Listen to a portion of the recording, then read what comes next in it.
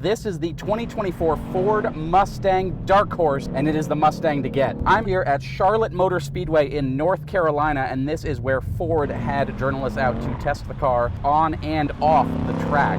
And let me tell you, this is an extremely impressive car. Around $70,000, the GT starts in the mid-40s range, but then by the time you load it up, you're getting up there in price. And for not a huge amount more, you can get the Dark Horse, which is significantly better. It includes basically all of the options that are in the GT, from the Magnum-Ride suspension, things like that. And then on top of it, you can get a Tremec 6-speed, and let me tell you, it is buttery smooth. The whole car is just so impressive in every single way. If I was going to daily drive this, I would get the automatic, but this 6-speed is livable even if you're going to drive it to and from work, because it is so smooth.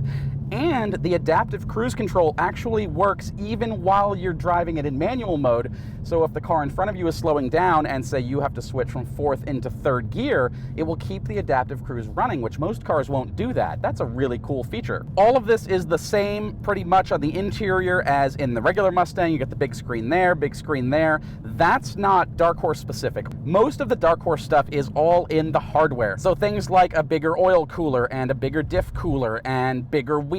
There's a track pack that gives you stiffer suspension, stiffer sway bars, all kinds of things to help you go faster on the track. So if you do want to take it to a track day, this is absolutely the car to get. Spec the track pack, spec the performance pack, all that stuff. These tires, though, are extremely sticky, race barely legal on the road tires. If you live here in North Carolina, that's okay. If it snows, not gonna work. Now, there are going to be snow tires that you could get to put on this, probably Pirellis like these are. Are you gonna do that? Well, maybe. It could be a lot of fun in the snow, to be honest. You gotta think about that and where you're gonna live and what you want and all that. Driving this on the track, it is extremely impressive.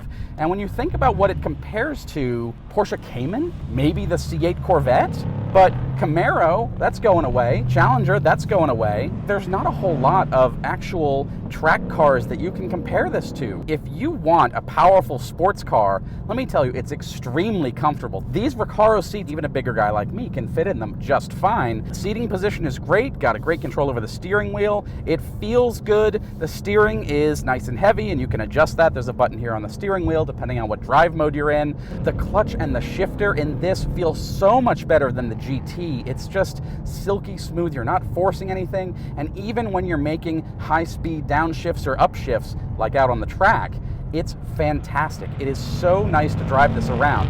Even sitting here in 5th gear at 2,500 RPM, I can put my foot down and you get a wonderful throb. And so at whatever speed you're going, it's going to put a smile on your face, especially if you put the exhaust into the louder track mode. Now, there's a couple different exhaust modes. There's quiet, normal, sport, track, then you get different levels of loud, and it's impressive how quiet the quiet mode gets. So if you want to sneak home late at night or not annoy your neighbors, you can do that. If you want to annoy your neighbors, you can put it in track and, you know, annoy everybody. It has rear seats. I would not recommend using them, but if you want to, you can.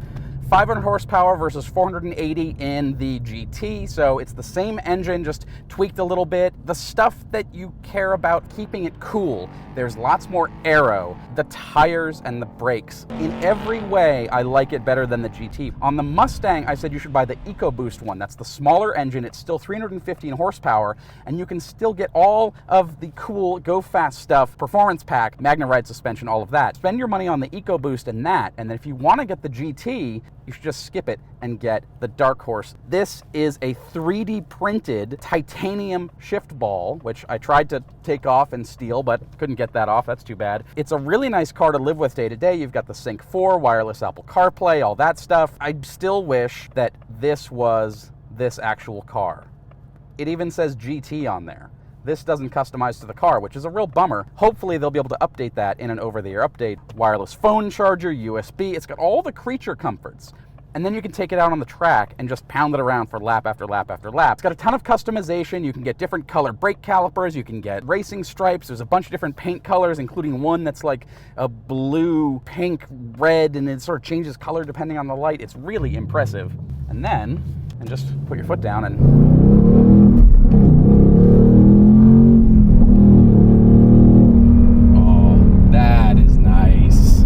That's the reason to buy this car. Yeah, it's got a big V8, so does the GT, but this one uses that power in a nicer way. This is one of those few cars that I'm truly bummed to give back, and I wish I didn't have to, but I've got a few more minutes to drive around and listen to that V8 roar. This is just a very impressive car, especially considering that it's not a clean sheet design. It's not a new platform. The engines are kind of reused. They made the most of it.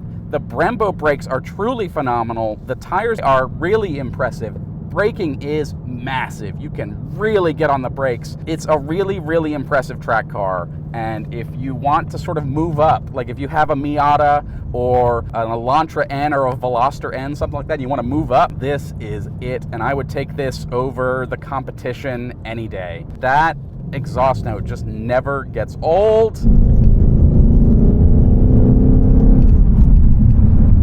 So much fun. As we're on the rougher surface, you certainly get jostled around a bit more. Very tight suspension, you feel it sort of everywhere, and these tires don't do any favors. When you feel a bump in one corner, you feel it in all of them because of all the stiffening and support and everything, but it also means you keep all of your wheels in touch with the ground as much as possible, which is what you want for driving on a track.